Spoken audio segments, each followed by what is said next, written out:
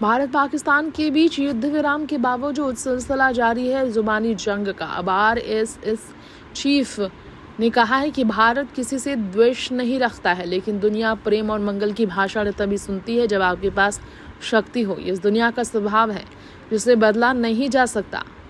जी हाँ, बहुत बड़ा बयान दिया है आरएसएस चीफ ने और मोदी सरकार को भी समझा दिया है।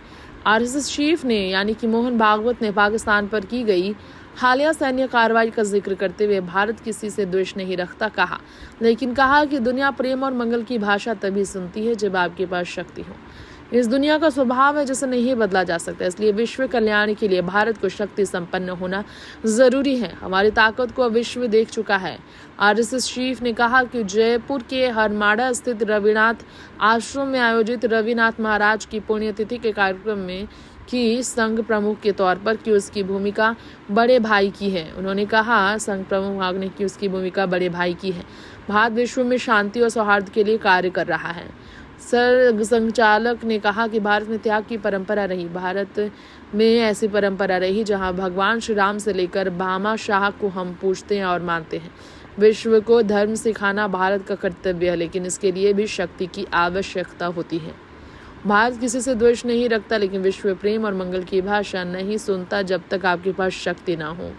इस स्वभाव को नहीं बदला जा सकता, ये दुनिया का स्वभाव है। इसलिए विश्व कल्याण के लिए हमें शक्ति संपन्न होना अति आवश्यक है। हमारी ताकत विश्व ने देख ली है।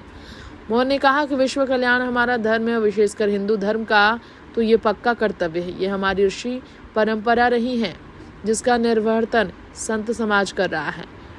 इसके अलावा आरएसएस प्रमुख ने रविनाथ महाराज के साथ बिताए गए अनुभवों को साझा करते हुए कहा कि उनकी करुणा से हम लोग जीवन में अच्छा कार्य करने के लिए प्रेरित होते हैं।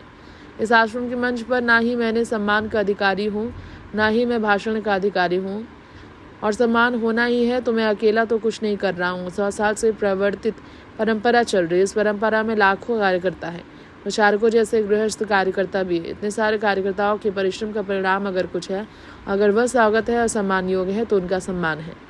ये सम्मान संतों की आज्ञा से ही मैं ग्रहण कर रहा हूँ। कार्यक्रम में भावनाथ महाराज ने सर संघचालक मोहन भागवत को सम्मानित किया। इस दौरान बड़ी संख्या में श्रद्धालु उपस्थित रहे।